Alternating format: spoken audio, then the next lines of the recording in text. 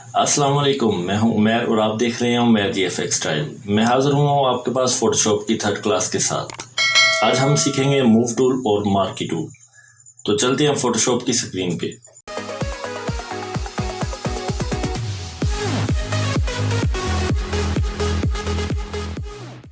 सबसे पहले मैं आपको कुछ उन चीज़ों के बारे में बताना चाहता हूं जो पिछली क्लास में रह गई थी। मैं चाहता हूं कि मैं सबसे पहले आपको वो चीज़ें बता दूं। अच्छा, एक हमारे पास था कि हम पिक्चर को यहाँ से ओपन करके उसको ओपन कर लेते हैं, ठीक है। और एक मेथड हमारे पास है कि फोटोशॉप की स्क्रीन पर डबल क्लिक करके पिक्चर को सिलेक्ट करके हम उसको ओपन कर सकते हैं। अच्छा, एक और हमारे पास जो तरीका है वो ये है कि हम फोटोशॉप को मिनिमाइज करते हैं और जहाँ पे हमारी पिक्चर पड़ी है हम उसको ड्रैग करके फोटोशॉप पे ड्रॉप करेंगे तो इस पिक्चर के ऊपर हमारी पिक्चर आ जाएगी। ये आप देख सकते हैं कि लेयर के ऊपर एक और लेयर बन गई। यहाँ से हम टिक के ऑप्शन पे क्लिक करेंगे तो ये इस पे फिक्स हो जाएगी। अच्छा, हम चाहते हैं कि एक नेक्स्ट पिक्चर हमारे पास आ जाए तो हम उसको यहाँ से ड्रैग करके यहाँ पे लाके यहाँ पे जहाँ पे लिखा हुआ आएगा प्लस का साइन आएगा और साथ में कॉपी लिखा हुआ आएगा, यहाँ पे आके ड्रॉप कर देंगे तो ये हमारे पास नेक्स्ट पिक्चर पे आ जाएगी। आप देख सकते हैं ये हमारे पास पहले वाली पिक्चर है और ये हमारे पास नेक्स्ट पिक्चर आ गई है। इसको मैं क्रॉस कर देता हूँ। एक और चीज ये कि पहले हम ओपन करते थे ओपन एज स्मार्ट ऑब्जेक्ट से किसी पिक्चर को जब हम ओपन करते थे तो हमारे पास यहाँ पे ये स्मार्ट ऑब्जेक्ट का साइन आ जाता था। अच्छा, अगर हमने ओपन से किसी पिक्चर को सिलेक्ट किया है तो हमारे पास यहाँ पे स्मार्ट ऑब्जेक्ट का साइन नहीं आ रहा। हमने इसको ओपन से ओपन तो कर लिया है, अब हम इसको यहाँ से डायरेक्टली स्मार्ट ऑब्जेक्ट में कन्वर्ट करेंगे। इस पर राइट क्लिक करेंगे लेयर पे तो यहाँ पे हमारे पास ऑप्शन आ जाएगा कन्वर्ट टू स्मार्ट ऑब्जेक्ट। तो ये हमारी पिक्चर डायरेक्टली स्मार्ट ऑब्जेक्ट में कन्वर्ट हो जाएगी। स्मार्ट ऑब्जेक्ट का एक फायदा ये है कि जब हम इस पे फिल्टर लगाते हैं, जैसे इस पे मैं जब फिल्टर लगाता हूँ, सबसे पहले मैं इस पे ब्लर का फिल्टर एक लगा देता हूं तो ये देखें स्मार्ट ऑब्जेक्ट में ये लेयर के बिल्कुल नीचे ब्लर का फिल्टर लग गया है। अच्छा, एक मैं और इसके ऊपर फिल्टर लगाता हूं ऐड नॉइस का, इसको ओके कर देता हूं तो आप देख सकते हैं कि ये ऐड नॉइस का फिल्टर भी लग गया है, ब्लर का फिल्टर भी लग गया है। अब मैं इस पिक्चर को जूम करता हूं तो मुझे लग रहा है कि इसके ऊपर जो नॉइस है वो अच्छी नहीं लग रही, तो मैं इस आइज को ऑफ कर देता हूं तो ये नॉइस खत्म हो जाएगी। अच्छा, मुझे लग रहा है कि इसके बगैर भी अच्छा नहीं लग रहा, नॉइस को थोड़ा कम करें। मैं आइज को ऑन करता हूं और इस पर डबल क्लिक करता हूं और यहां से फिल्टर को दोबारा यूज करके उसकी नॉइस को कम कर सकता हूं। ओके करता हूं। अब आप देख सकते हैं नॉइस के बगैर भी और नॉइस के साथ भी। अच्छा, तो चलते हैं अब हम आज की क्लास पे। आज हम जो सीखेंगे वो ये है मूव टूल।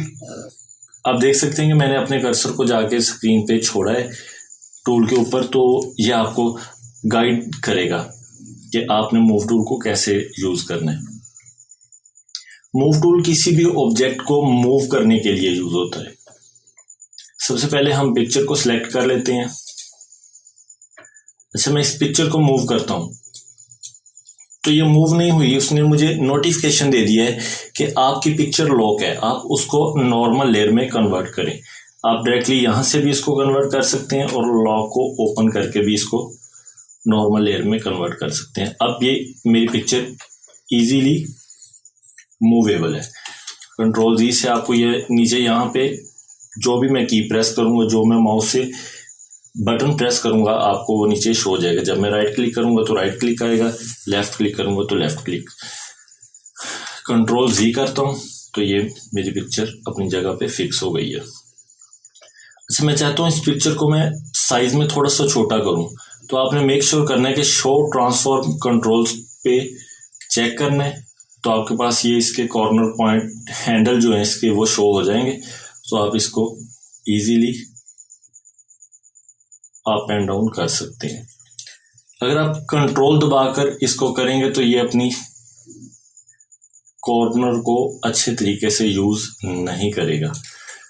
ये प्रिस्पेक्टिव ये भी कुछ जगह पर यूज होता है, ये भी आपको मैं एडोब इलस्ट्रेटर में करना सिखाऊंगा कि ये क्यों यूज होता है। तो मूव टूल के लिए फिलवक्त इतना ही कि आप इसको मूव कर सकते हैं और छोटा बड़ा किसी पिक्चर को कर सकते हैं। मूव टूल के अंदर हमारे पास है आर्टबोर्ड टूल। आप देख सकते हैं कि किसी भी टूल के आपको कॉर्नर पे एक छोटा सा एरो नजर आ रहा है, उसका मतलब है कि इस टूल के अंदर इसी कैटेगरी के मजीद टूल मौजूद है। इस टूल के अंदर इसी कैटेगरी का एक और टूल मौजूद है आर्टबोर्ड टूल। इसकी शॉर्टकट कमांड है V। आपको आर्टबोर्ड टूल के आगे बिल्कुल सामने V लिखा हुआ नजर आ रहा है, इसका मतलब है कि ये इसकी शॉर्टकट की है। आर्टबोर्ड टूल लेता हूँ। आर्टबोर्ड टूल जो है वो आर्टबोर्ड क्रिएट करने के लिए यूज होता है। मैं यहाँ पे आर्टबोर्ड क्रिएट करता हूँ।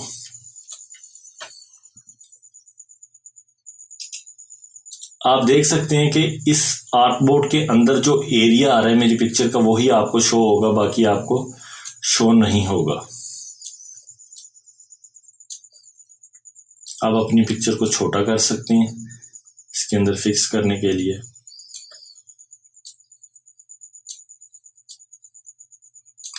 तो आप इसके अंदर जितने मर्जी आर्टबोर्ड क्रिएट कर सकते हैं।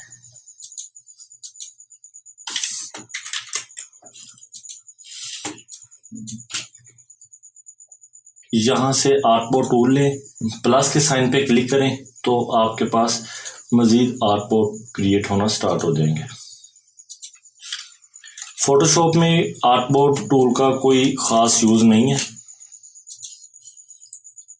इसीलिए ये प्रीवियस वर्जन में नहीं है था, तो लेटेस्ट वर्जन में आर्टबोर्ड टूल आ रहा है। क्योंकि कुछ लोग फोटोशॉप के अंदर भी फ्लायर डिज़ाइन और बिजनेस कार्ड वगैरह डिज़ाइन कर लेते हैं, तो इसलिए ये उनके लिए काफ़ी फ़ायदेमंद रहेगा जो फोटोशॉप के अंदर ये चीज़ें बनाते हैं। लेकिन ये चीज़ें इलिस्ट्रेटर के अंदर बनानी चाहिए क्योंकि वो वेक्टर बेस होती हैं। फोटोशॉप में हम पिक्सल बेस काम करते हैं। नेक्स्ट हमारे पास आ जाता है मार्की टूल। इसको मैं क्लोज करता हूं। एक और पिक्चर मैं यहां से ले लेता हूं, ये वाली। इस पिक्चर को मैं ओपन कर लेता हूं। हमारे पास है marquee tool. Marquee tool rectangular marquee tool हम यूज करेंगे। इसकी शॉर्टकट कमांड है M।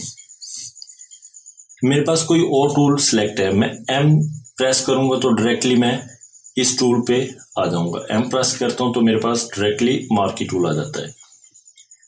मार्की टूल क्या करता है? सबसे पहले हम इन ऑप्शंस को देख लेते हैं। पहले वाले का मैं एक रेक्टेंगल क्रिएट करता हूं तो हमारे पास एक रेक्टेंगल आ जाता है। मैं जैसे ही रेक्टेंगल से हट के क्लिक करूंगा तो मेरे पास ये वाला एरिया रेक्टेंगल वाला खत्म हो जाएगा, डीसिलेक्ट हो जाएगा। अगर आपने रेक्टेंगल को सिलेक्ट कर लिया है तो आप इस पे राइट क्लिक करके भी इसको अगर डीसिलेक्ट करना चाहते हैं तो आप इसको डीसिलेक्ट कर सकते हैं। ये ऑप्शन सिलेक्ट करके सिलेक्ट के ऑप्शन में जाकर भी आप इसको डीसिलेक्ट कर सकते हैं। इसका इजीएस्ट मेथड वो ये है कि जब आपने रेक्टेंगल क्रिएट कर लिया है, इस पे क्लिक करके ये वाले ऑप्शन पे तो आपने किसी भी जगह पे क्लिक कर देना तो वो आपका डीसिलेक्ट हो जाएगा। अच्छा, उसके साथ वाला जो टूल है ये वाला जो ऑप्शन है ये हम यूज करते हैं। फॉर एग्जांपल मैंने एक रेक्टेंगल को क्रिएट किया। अच्छा, अब मैं चाहता हूं कि मैं इसके अंदर मजीद ये वाला एरिया भी ऐड कर दूं, तो मैं इसको ड्रैग करके इस एरिया को भी इसके अंदर ऐड करना चाहता हूं, तो मैं क्लिक कर दूंगा तो ये दोनों कंबाइन हो जाएंगे। इसकी शेप से वाज़ेह है कि ये किसी दो ऑब्जेक्ट को कंबाइन करने के लिए यूज होता है। तो मैं इसको डीसेलेक्ट करता हूं, इस पे क्लिक करके यहाँ पे क्लिक करता हूं तो ये डीसेलेक्ट हो जाता है। नेक्स्ट हमारे पास थर्ड नंबर पे जो टूल है, ऑप्शन है, उसका यूज ये है कि अगर मैं एक रेक्टेंगल को क्रिएट करता हूं, अब मैं इसमें से ये कुछ अजाफी एरिया है, मैं इसको ख़त्म करना चाहता हूं, तो मैं इस टूल को सिलेक्ट करूंगा एंड देन इस चीज़ को मार्क करूंगा तो ये उस एरिया को ख़त्म कर देगा।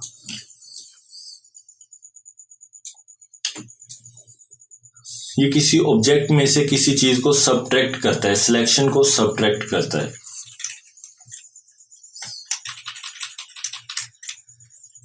नेक्स्ट जो फोर्थ नंबर पे ऑप्शन है, ये इसको हम यूज करते हैं जब हमें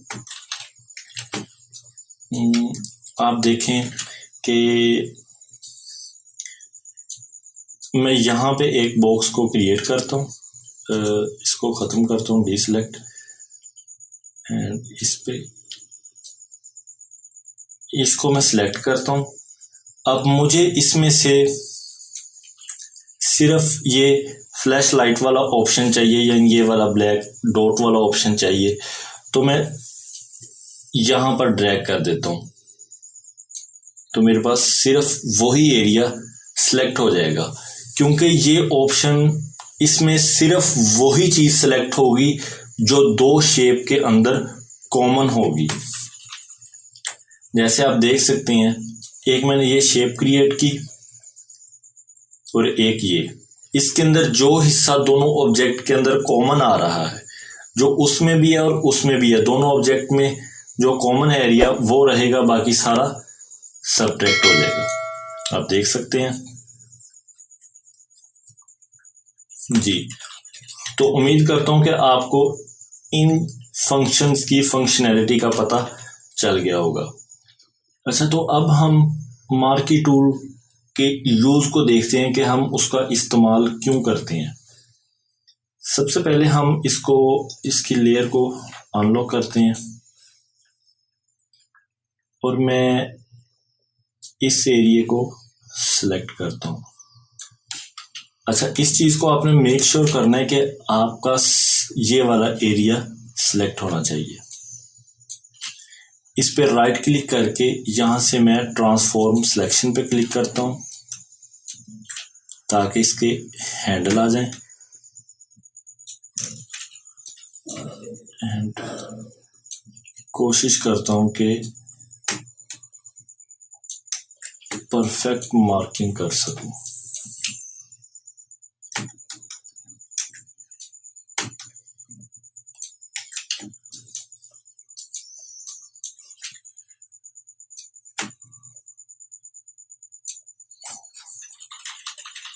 लें जी,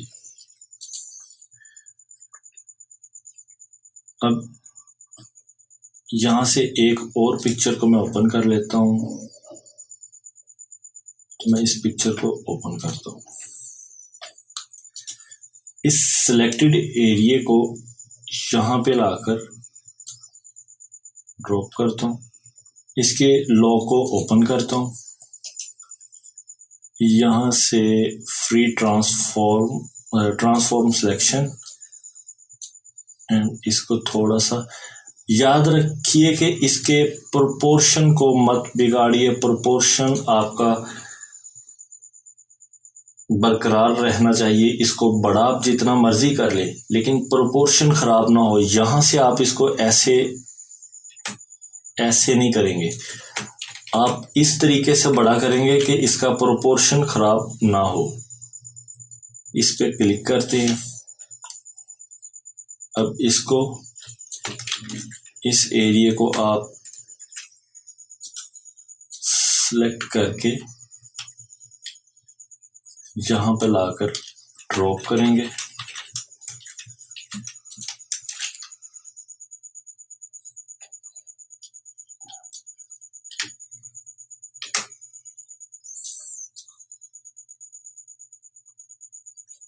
इससे आपकी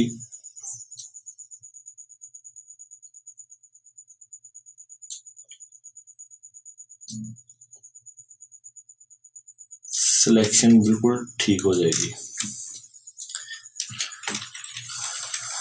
अच्छा, तो बाकी थोड़ा सा जो फिक्स है वो मैं एरो प्रेस करके ठीक करने की कोशिश करता हूँ।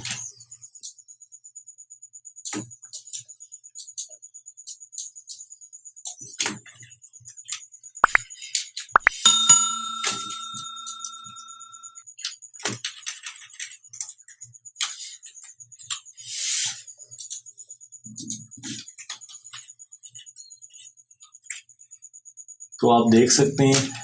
अच्छा, ये जो थोड़े से कॉर्नर रह गए हैं, आप इनको यहाँ से सिलेक्शन के वक्त फीदर लगाकर इसको थोड़ा सा स्मूथ कर सकते हैं।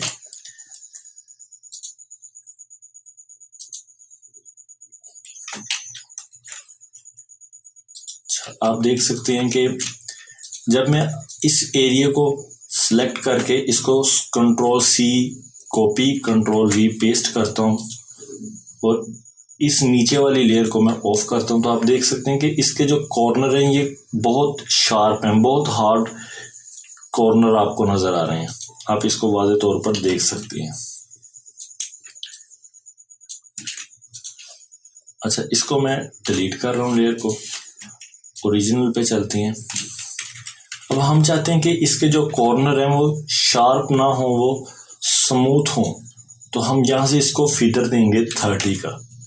अब अपनी मर्जी का दे सकते हैं पिक्चर के मुताबिक, पिक्चर के रेजोल्यूशन के मुताबिक। मैं इसको 30 का फीदर देकर इसको कंट्रोल CV से कॉपी पेस्ट करता हूँ। तो आप देख सकते हैं कि इसके जो कॉर्नर हैं वो स्मूथ हो जाएंगे, शार्प नहीं रहेंगे।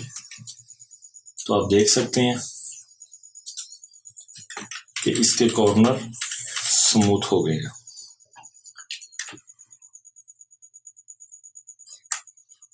इसको ओपन करता हूँ और इस लेयर को सिलेक्ट करके शो ट्रांसफॉर्म कंट्रोल ऑन, आप इसको यहाँ पे फिक्स भी कर सकते हैं।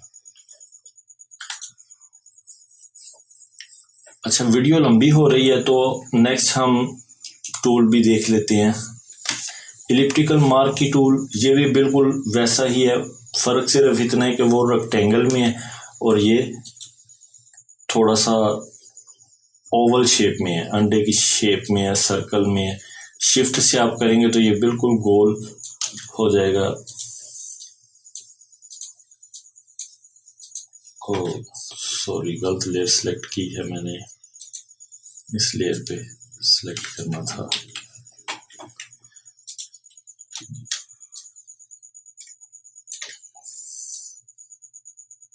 ये control C then control V।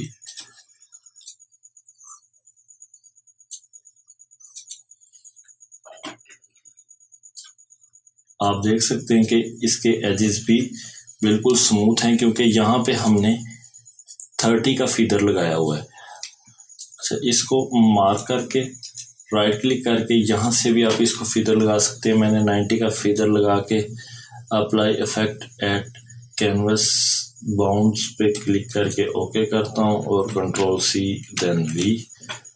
आप देख सकते हैं कि ये इसने बहुत ज़्यादा जो एरिया है उसको स्मूथ कर दिया क्योंकि हमने बहुत ज़्यादा फीदर लगा दिया है। मैं इसको डिलीट करता हूँ। अब इसको मार्क करके यहाँ से फीदर एंड 30 ओके करता हूँ, कंट्रोल C V करता हूँ। तो आप देख सकते हैं कि अब जो हमारे पास पिक्चर आई है वो ये आई है। उम्मीद करता हूँ कि आपको इलिप्टिकल मार्की टूल की भी समझ आ गई होगी। नेक्स्ट हमारे पास जो दो टूल हैं वो बिल्कुल फजूल हैं, उनका बहुत कम यूज़ होता है, लेकिन मैं आपको वो भी बताऊंगा कि वो किस तरह यूज़ होता है। यहाँ से हम एक पिक्चर को सिलेक्ट करते हैं, ये वाली को। अच्छा, यहाँ से हम सिंगल रो मार्की टूल को सिलेक्ट करते हैं और इस पे सिंपली क्लिक कर देते हैं। अच्छा, आपको सिलेक्शन नहीं नज़र आ रही क्योंकि आप यहाँ पे जब देखेंगे ये लिखा है सिंगल रो मार्की टूल। इसने याद रखिए सिर्फ एक पिक्सल को सिलेक्ट करना है। जब मैं इसको यहाँ से जूम करता हूँ तो आपको ये लाइन नज़र आ रही है। अच्छा, अब ये लाइन नहीं है, इसने एक पिक्सल की जो रो है उसको सिलेक्ट किया है। इसको जूम करते चले जाएंगे, ये छोटे से आपको डिब्बे बने नज़र आ रहे हैं, ये पिक्सल हैं। याद रखिए कि पिक्सल मिलकर, छोटे छोटे डिब्बे मिलकर एक पिक्चर को क्रिएट करते हैं। ये पिक्सल हैं, इसने एक पिक्सल की रो को सिलेक्ट किया है। अब मैं चाहता हूँ कि मैं एक रो छोड़कर अगली रो को सिलेक्ट करूँ, तो मैं शिफ्ट प्रेस करके यहाँ पे क्लिक करूँगा तो ये वाली रो भी सिलेक्ट हो जाएगी। शिफ्ट प्रेस करके इस रो पे क्लिक करूँगा तो ये भी सिलेक्ट हो जाएगी, इस पे भी। तो आप देख सकते हैं कि एक रो को छोड़कर मैं नेक्स्ट रो सिलेक्ट कर रहा हूँ।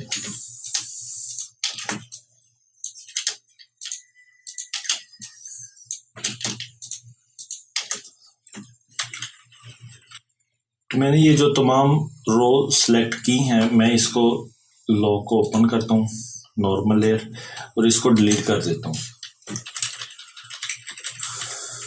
जूम आउट करके बैक जाता हूँ तो आप राइट क्लिक इसको सिलेक्ट करके रेक्टेंगुलर टूल और इस पे सिलेक्ट करके यहाँ पे क्लिक करूँगा तो ये ख़त्म हो जाएगा सिलेक्शन। जूम करता हूँ तो आप देख सकते हैं कि इसने एक रो को सिलेक्ट किया है। तो ये बहुत कम टूल यूज़ होता है, बहुत कम, ना होने के बराबर। इसीलिए इसकी कोई शॉर्टकट की भी फोटोशॉप के डेवलपर ने नहीं बनाई, क्योंकि डिफ़ॉल्ट नहीं बनाई, आप खुद भी क्रिएट कर सकते हैं। मैं आपको एडवांस लेवल में जाकर इसकी सेटिंग जब सिखाऊंगा तब मैं आपको ये भी बताऊंगा कि आप खुद से शॉर्टकट कीज़ कैसे क्रिएट कर सकते हैं।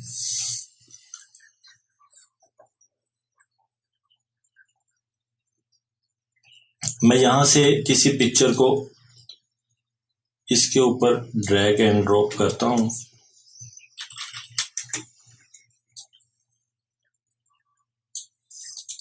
ओके, और इसको मैं इसके नीचे ले जाता हूँ। तो आप देख सकते हैं कि उस पिक्चर का एक एक पिक्सल का एरिया जो है वो इसकी बैकग्राउंड पे आ गया। तो ये बिल्कुल भी किसी काम की चीज़ नज़र नहीं आ रही और ये इसीलिए ज़्यादा यूज़ भी नहीं होता। और इसी तरह कॉलम मार्की टूल भी बिल्कुल इसी तरह है, इसने भी एक लाइन क्रिएट कर दी है, एक पिक्सल की जो रो है वो इसने क्रिएट कर दी है। आप इसको जूम करके देख सकते हैं।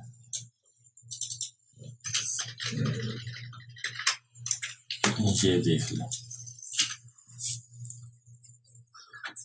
सिलेक्ट पे जाके डीसिलेक्ट करते हैं और इसी के साथ साथ